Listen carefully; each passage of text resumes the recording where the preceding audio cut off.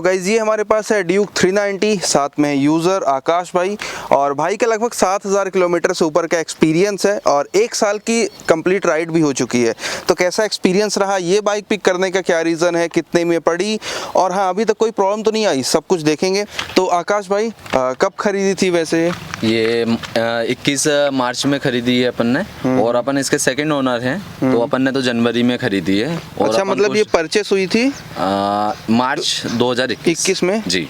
आप second owner हो तो आपने जनवरी 2022 में खरीदी थी। 22 ठीक है, तो मतलब अभी जनवरी में 1 साल हो जाएंगे। 1 साल हो जाएंगे। ओके, तो ये कितने की पड़ी? जैसे आप सेकंड ओनर हो, पहली बार हो रहा है कि मैं सेकंड ओनर का रिव्यू कर रहा हूँ, तो थोड़ा सा ये भी आपको आइडिया लग जाएगा कि सेकंड ओनर भी मतलब खरीद सकते हैं, ऐसा नहीं है, अच्छी गाड़ी मिल जाती है।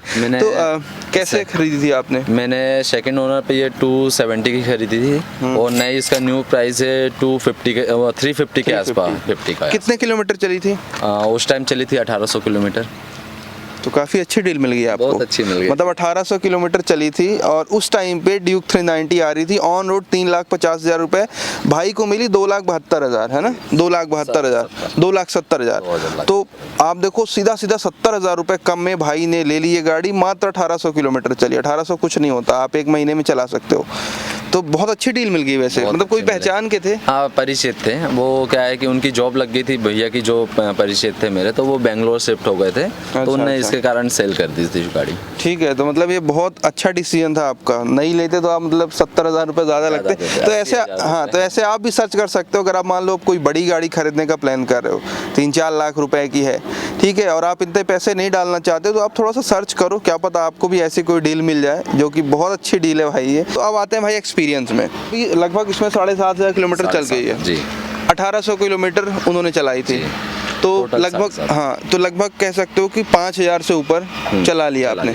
ठीक है, तो इसमें कैसा रहा एक्सपीरियंस? सर्विस कितनी कराई? सर्विस तो अभी अपन ने फर्स्ट सर्विस ही कराई, सेकंड सर्विस अभी करवाने जाना है। देख रहे हो आप, गाड़ी बहुत गंदी है। मैं जाने ही वाला था, बट अभी नहीं जा पाया, टाइम ही नहीं निकल पा रहा है। तो सेकंड सर्विस अभी करवाने जाना है अपन को। ओके, तो फर्स्ट सर्विस का कुछ कॉस्ट वगैरह है, आइडिया याद है? फर्स्ट सर्विस का चार्ज था, इंजन ऑयल चेंज हुआ था और ऑयल फिल्टर चेंज हुआ था, तो समथिंग 2200 या 2300 रुपये हुआ था सर्विस चार्ज।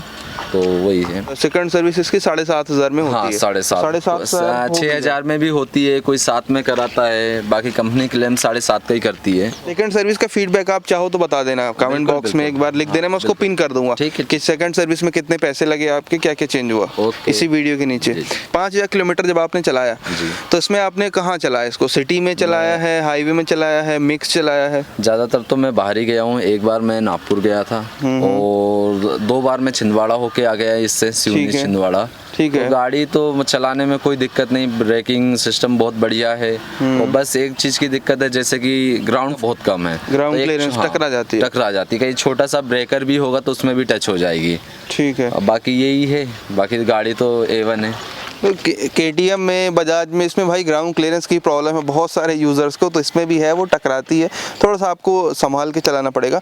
और बाकी जैसे कि परफॉर्म वगैरह कैसे करती है, परफॉर्मेंस के बारे में भाई मुझे नहीं लगता कि इसके बारे में किसी को डाउट है। गाड़ी तो ये तगड़ी है, छोटा रॉकेट बोल सकते हैं इसको। सिंगल सिलेंडर की सबसे ज़्यादा पावरफुल मोटरसाइकिल है ये। माइलेज भी आप बता दो ना लगे हाथों। माइलेज इसका, जैसे आप सिटी में राइड करते हो तो समथिंग 22-23, और हाईवे पे आप लॉन्ग राइड करते हो तो 25, 26, 28 तक दे सकती है। अच्छा, 28 तक मतलब निकाला है? निकल जाएगा। ठीक है, 27-28 तो मैंने निकाला है। अच्छा। लॉन्ग राइड पे जब लंबा गया हूँ, कहीं जैसे 400 किलोमीटर गया हूँ, तो मैंने 27-28 का निकाला है। बाकी आप सिटी में नॉर्मल, अपन भोपाल में अपना देखा ही आपने कितना ट्रैफिक है, तो जैसे सिटी जाते हैं तो 20-21 या 20 का निकाल दे बहुत है। और सिटी में चलाने में कैसा है, मतलब चलाया जा सकता है इसको? बिल्कुल, क्यों नहीं चलाया जा सकता, क्योंकि बहुत सारे यूजर्स हैं, मैंने भी जब इसको चलाया तो बहुत। बस सिटी में ये है कि थोड़ा हीटिंग प्रॉब्लम बहुत ज़्यादा करती है। ब्रेक के पास रखते हैं फिर तो हीट पड़ती है पूरी डायरेक्टली उसमें। अच्छा, पैर पे। बाकी वैसे सिटी के लिए भी कोई लेना चाहे तो बिल्कुल बिल्कुल ले सकते हैं। बस उसको मैनेज करना आना चाहिए भाई, इतनी पावर। बाकी सिटी के लिए भी आप चाहो तो ले सकते हो। हाँ, नॉर्मल जो 200 सीसी या 150 सीसी की बाइक होगी वो ज़्यादा इजी रहती है सिटी में चलाने के लिए, आपके ऑफिस या इधर के लिए। इसको थोड़ा सा आपको रिस्पॉन्सिबिलिटी के साथ चलाना पड़ेगा। मतलब हीटिंग वगैरह हो सकती है, कुल मिला के कहना ये है। हीटिंग तो होगी हीटिंग होगी, बिल्कुल होगी। तो फिर वैसे मतलब भी नहीं है अगर कोई सिटी के लिए बस ले रहा है, नहीं तो कोई मतलब लॉन्ग राइड के लिए गाड़ी। हाँ, ये तो ऐसा है कि आप भाई कभी, मैंने अभी तक जो भी गाड़ी चलाई है 5000 किलोमीटर चलाई है, तो मैंने इसमें 4000 किलोमीटर बाहर चलाई है और 1000 किलोमीटर मैंने सिटी में चलाई है। मोस्टली KTM ड्यूक 390 वाले यूजर के साथ यही है, वो इसको बाहर ज्यादा चलाते हैं। सेकेंडरी एक बाइक उनके पास होती है सिटी के लिए। तो सेकेंडरी बाइक कौन सी तुम्हारे मेरे पास बुलेट थी, तो वो मैंने सेल करके हिमालयन ली है। वो भी 21 में ही ली है मैंने। तो हिमालयन से मैं अभी केदारनाथ भी गया था, तो उसका हाँ। तो हिमालयन अभी भी है? हाँ मेरे पास अभी भी है। ठीक है। तो हिमालयन कहाँ यूज करते हो अभी, मतलब डेली अपनी राइड? हाँ, जैसे अभी मेरा बेकरी का काम है तो मैं शॉप आना जाना उससे कर लेता हूँ। और छोटे मोटे कुछ काम हुए तो वो कर लेता हूँ। और बाकी जैसे हिमालयन तो वैसे भी उसको भी बाहर ही लेके जाना रहता है। बाकी छोटे छोटे काम के लिए फिर मेरे पास डिस्कवर है, स्कूटी है, तो उसको यूज करता हूँ। अच्छा, कुल मिला के मतलब सेकेंडरी का मैंने पूछा तो वो हिमालयन तो बहुत सारे लोगों की प्राइमरी भी होती है लॉन्ग राइड के लिए। तो हिमालयन कितना एवरेज दे रही है वैसे? वो निकाल देती है 30, 32, 35 तक टच कर देती है लॉन्ग राइड पे। और बाकी नॉर्मल तो सिटी में भी 30 का तो निकाल देती है। चलो, इससे तो अच्छा है ना। सिटी में ये 20-22 का देगी, वो 30 का दे रही है, तो अपना डेली का काम भी हो गया, 30 का थोड़ा मजा भी आ गया चलाने में। बहुत बढ़िया। और हेडलाइट वगैरह इसकी रोशनी? ये इसकी रोशनी तो बजाज में बेसी कोई सी भी आप गाड़ी ले लो बजाज की, तो लाइट तो बहुत अच्छी आती है। ये चीज़ मेरे को उसमें कमी महसूस होती है अपने हिमालयन में, उसकी लाइट सही नहीं है। तो उसमें तो बाहर से लाइट वाइट लगा लेते हैं। बाहर से ही कर, मैंने कस्टमाइज तो नहीं कराया, कंपनी की जो चल रही है वही चल रही है। ठीक है। इसकी तो लाइट बहुत। तो इसको मतलब हाईवे में जब चलाते हो, जैसे अभी छिंदवाड़ा गए थे, भोपाल से छिंदवाड़ा और यहाँ वहाँ, तो रात में राइड थी या फिर दिन में? एक दिन नाइट की थी, और जो मैं छिंदवाड़ा जैसे 2 बार गया हूँ मैं, तो फर्स्ट टाइम जो गया था मैं दिन में गया था, सेकंड बार गया था वो नाइट में गया था। ठीक है। हाईवे में भी लाइट इसकी सही है? बहुत बढ़िया, कोई दिक्कत नहीं है। स्टेबिलिटी वगैरह कैसी है इसकी हाईवे में? स्टेबल रहती है अपन अगर हाई स्पीड में है, लगभग मान लो अगर 100 से ऊपर है, तो हाईवे में ऐसा चिपक के चलती है? नहीं, जैसे बढ़िया चिपक के चलेगी, कोई दिक्कत नहीं। जैसे ब्रेक भी आप मारते हो, मैंने तो 160 में ब्रेक मारे हैं, मतलब कोई एक आपका स्लाइड भी नहीं करेगी गाड़ी। अच्छा। हाँ, बस ब्रेकिंग अच्छी होनी चाहिए, सही टाइमिंग पे होना चाहिए, दोनों आगे पीछे के ब्रेक मारो, कोई दिक्कत नहीं। टॉप स्पीड कितनी थी आपकी इसमें? अब मैंने जो अभी तक चलाया है मेरे ख्याल से 160 टच कर दिया है। तो कोई दूसरा ऑप्शन भी हो सकता था इसके जगह पे क्या? क्योंकि जब नई कोई बाइक लेता है तो 1-2 ऑप्शंस रहते हैं, और मैं पूछता भी भाई कौन कौन से ऑप्शंस है। सेकंड ओनर हो तो उस हिसाब से कोई ऑप्शन? मेरा तो क्या 250 लेने का चल रहा था प्लान इसमें। अच्छा। तो पर मेरे को सही डील मिल गई थी, तो मैंने इसको 390 पे गया। और लेना था मेरे को KTM में ही लेना था गाड़ी। अच्छा। तो परचेस तो मुझे ड्यूक ही लेना था? और ड्यूक ही लेना था।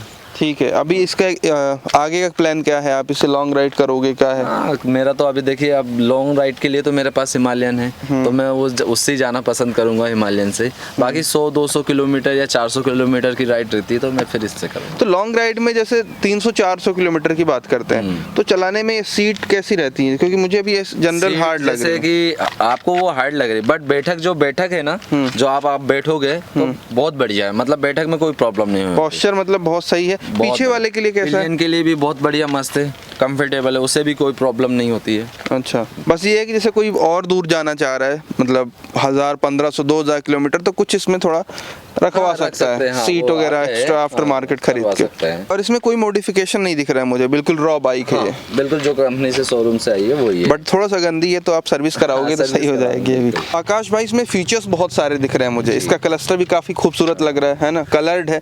तो इसमें क्या क्या फीचर्स हैं? फीचर ये है कि अपन इसमें अपना मोबाइल कनेक्ट कर सकते हैं, एक इसका ऐप आता है, तो उसको परचेस करना पड़ता है, 600 या 700 के आसपास है, तो उसमें अपना लोकेशन देख सकते हैं, मतलब यहाँ पे पूरा नेविगेशन आ जाएगा। और यहाँ से सब कुछ ये कंट्रोल सब ये यहाँ से अपना ये बटन स्विच दिए गए हैं, तो यहाँ से कंट्रोल है, बाकी अपना मोबाइल कनेक्ट कर सकते हो आप। और जैसे कि इसमें ABS केबल है ना? हाँ, सब ये यहाँ से ऑन ऑफ कर सकते हो, जैसे ऑफ रोडिंग में हो आप, तो मतलब कर सकते हो उसको, ठीक है। ऑन ऑफ कर सकते तो कुल हो। मिला के भाई सारे फीचर्स हैं, सारे एक्सप्लेन नहीं करेंगे, वीडियो बहुत बड़ी हो जाएगी, दिखा दूंगा आपको क्लिप्स, तो वहाँ से आप समझ लेना। सब कुछ मिलता है भाई, है ना, इसमें वो कितना फ्यूल में कितनी रेंज बची हुई है, सब कुछ, स्पीडोमीटर, ऑडोमीटर, ये सब तो चलो है ही, क्लॉक है और गियर पोजीशन इंडिकेटर, बेसिक चीज़ें तो दिखाता ही है, ठीक है। ब्लूटूथ से कनेक्ट हो जाता है भाई, तो सब कुछ है ना। तो ये आप देख लेना अपने हिसाब से। फीचर्स वाइज मुझे नहीं लगता कि इसमें कोई कमी है। एडजस्टेबल लीवर भी यहाँ पे दिए गए हैं, क्विक शिफ्टर भी है। आकाश भाई इसका क्विक शिफ्टर कैसा लगा? मतलब शिफ्टर के मेरे को तो समझ में नहीं आया, मतलब चल रहा है नहीं चल रहा है, कोई मजा ही नहीं है। अच्छा। हाँ हाँ, मतलब जो है मेरा एक्सपीरियंस, मुझे नहीं आया मजा। अच्छा, मतलब लग ही नहीं रहा क्विक हाँ, शिफ्टर है। बस, जी। तो ये बहुत सारे KTM यूजर के साथ हुआ है कि उनको इसका क्विक शिफ्टर नहीं समझ आता, क्योंकि ये उतना सही से काम नहीं करता है। कोई भी सेटिस्फाइड होना इससे, हाँ, गाड़ी से तो बहुत मतलब कोई अगर कोई नई ड्यूक 390 खरीदना चाहता है आज के टाइम पे 2022 या 23 में, तो खरीद सकता है ना? बिल्कुल बिल्कुल, क्यों नहीं खरीद। बस उसकी पहली गाड़ी नहीं होनी चाहिए। पहली गाड़ी तभी होनी चाहिए जब वो ऑलरेडी बहुत सारी बाइक चला लिया चुका हो। क्योंकि बिगिनर्स भी पूछते हैं भाई कि मैं ड्यूक 390 ले लूं, नहीं मत लो भाई, ड्यूक 200 मैक्सिमम, इतने में ही धीरे धीरे सीखो फिर खरीदो, है ना, क्योंकि भाई ये रॉकेट है, ये ऐसे नहीं है, छोटा रॉकेट। हाँ। वीडियो अच्छी लगे लाइक करो, शेयर करो, कोई क्वेश्चन हो इससे रिलेटेड कमेंट बॉक्स में पूछ सकते हो।